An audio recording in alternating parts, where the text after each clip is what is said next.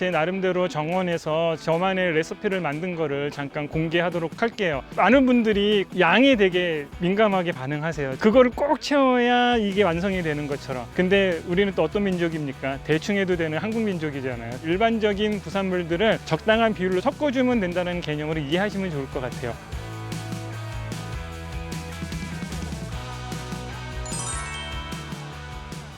저 같은 경우에는 지금 바나나 껍질하고 음식 쓰레기를 한 번에 다 말려 왔어요. 집에서 이렇게 말려서 이렇게 바나나 껍질, 이런 해조류 이런 것들도 다 있고요. 여기에 있는 정도 되는 음식 쓰레기가 4인 가족 한 달 먹고 남은 음식 쓰레기예요. 물기만 잘 빼주신 다음에 말려주시면 냄새 없이 잘 마를 수가 있고요. 저는 아파트에 살기 때문에 얘들을 말려서 보관할 수밖에 없거든요. 처리를 할 수밖에 없는데 정원이 있으시고 컴포스트 빈을 활용하시는 분은 굳이 안 말리시고 부어주셔도 상관은 없습니다. 또 흔히 음식 쓰레기로 나올 수 있는 것 중에 못 먹는 고른 토마토가 있어요. 근데 이제 한 가지 얘는 곰팡이가 좀 많이 생겨요. 곰팡이균이 있다 보면 컴포스트를 망칠 수가 있기 때문에 잘 좀 보셔서 여기에 뭔가 파란색이나 초록색의 곰팡이균이 있다라고 하면 그거는 그냥 버려주시는 게 좋습니다. 혹시 음식물 찌꺼기 중에서 안 되는 음식물 찌꺼기도 있나요? 거의 모든 음식물 찌꺼기는 다 되는데요. 너무 짜고 맵고 하는 애들은 토양을 더 산성화시키거나 되게 안 좋은 토질로 만들어줄 수 있어서 혹시 너무 간이 심하다라고 하는 건 그냥 음식물 처리해 주시면 되게 좋고요. 그 다음에 뼈 종류는 컴포스트를 안 시키는 게 좋습니다. 너무 시간이 오래 걸려요. 아침 저녁 뭐 차 많이 마시잖아요. 그랬을 때 티백을 한 14개 정도, 요 종이는 어떻게 해야 되느냐 물어보시는 분들이 많이 있어요. 1년 이상 묵힐 컴포스트에는 요 종이째 활용을 하시면 되고요. 그 대신 한 2, 3개월 정도 만에 컴포스트를 사용하고 싶다 그러면 티백을 찢은 다음에 가루를 탈탈 털어 가지고 활용을 하시는 게 더 빨리 부숙이 이루어집니다. 개인적으로는 요 차보다는 커피를 많이 마시거든요. 요거 한 4컵 정도 활용을 하시면 좋을 것 같습니다. 컴포스트 빈이 작용할 때 가장 중요한 게 탄소와 질소의 비율이에요. 탄소와 질소의 비율이 적정할 때 컴포스트를 가장 잘 만들어주는 박테리아 활동이 원활해집니다. 탄소는 박테리아들이 에너지를 얻는 용도로 사용을 하고 성장하는 데는 질소가 필요하대요. 그래서 탄소와 질소의 비율이 30대 1 정도로 만들어주는 게 박테리아 활동을 원활하게 만들어줘서 가장 훌륭한 컴포스트가 나온다라고 합니다. 정원 일을 하시다 보면 나오는 식물 부산물들이 있어요. 이 식물 부산물은 크게 녹색의 부산물, 갈색의 식물 부산물들이 있습니다. 초록색의 식물 부산물은 예를 들어서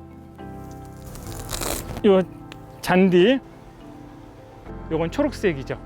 잔디처럼 초록색 잎을 가진 거나 초록색 줄기가 있는 것들을 초록색 부산물로 보시면 돼요. 탄소와 질소의 비율이 40대 1 정도 된다라고 합니다.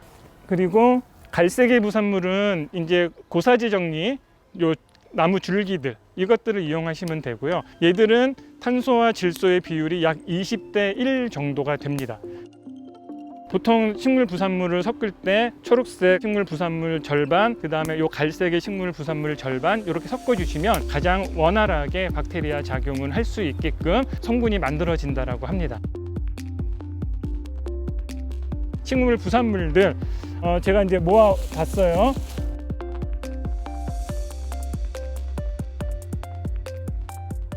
수명이 다해서 죽은 애들 뽑아서 이제 컴포스트로 활용을 할 거고요. 다시 이제 순환을 시키는 거죠. 죽었지만 새로운 생명으로. 제가 지금 뭐 레시피라고 해가지고 커피 박 4컵, 티백 14개, 토마토 뭐 한 6개, 바나나 껍질 4개 이런 것들은 한 요 정도 분량, 식물 부산물이 한 요 정도 분량이 될 때 적당한 양이라고 생각하시면 돼요. 양동이로 하나 정도 되는 양입니다. 아까도 말씀드렸듯이 이거 뭐 너무 정확하게 계량하실 필요는 없고요.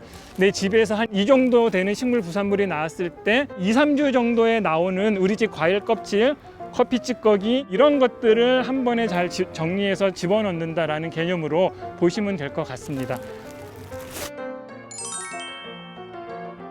한 가지 중요한 거는 말똥이나 소똥은 컴포스트를 만드는 데 좋은 재료예요. 왜냐면 열을 내주거든요. 열이 난다라는 거 박테리아가 그만큼 활동을 할 수 있는 환경이 된다라는 거예요. 그래서 이제 똥이나 이런 것들을 많이 넣어주는데 집에서 키우는 강아지나 고양이, 사람 똥은 절대 사용하시면 안 돼요.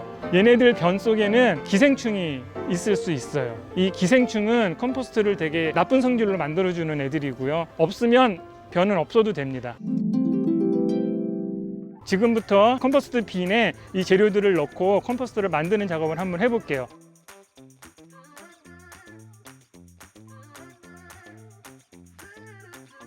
얘도 담아놓은 지 며칠이 지났기 때문에 이미 부숙이 일어나기 시작한 거예요. 그래서 흙처럼 보이는 것뿐. 신문지도 컴포스트 들어가면 되게 좋은 소재가 됩니다. 질산 함유량이 되게 많다라고 해요. 신문지 같은 경우에 습기를 잘 머금을 수 있기 때문에 수분을 유지해 주는데 되게 좋아요.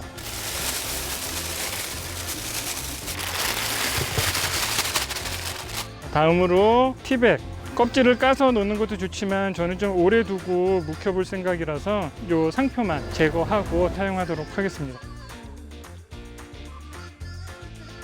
이 커피박은 냄새 제거에도 탁월하잖아요. 초기에 발생할 수 있는 냄새를 좀 잡아주는 역할도 합니다. 주변에서 제가 아침에 모았던 이 갈색 나무 부산물을 조금 더 잘게 부셔서 넣어 보도록 하겠습니다. 큰 것도 이게 이제 고사지라고 해요. 죽은 나뭇가지가 이제 떨어지는 것들 이렇게 쉽게 잘 부러집니다.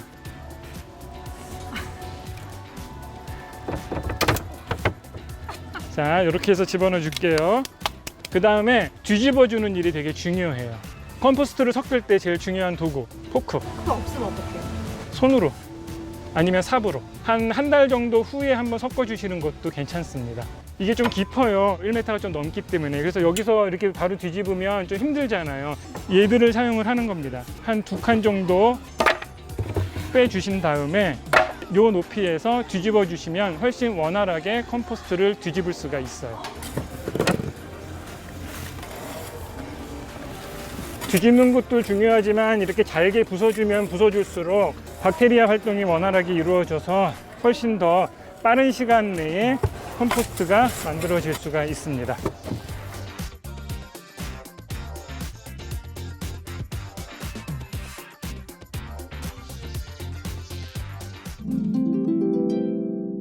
네, 지금까지 맛있고 건강한 흙을 만드는 일인 컴포스트 만드는 법에 대해서 이야기해 봤습니다. 흙을 만드는 게 얼마나 중요한 일인지 다시 한번 생각해 봤으면 좋겠고 순환이 일어나는 정원을 가꾸시기를 바랍니다. 지금까지 꽃바람 이박사였습니다. 구독과 좋아요, 알림 설정 부탁드립니다.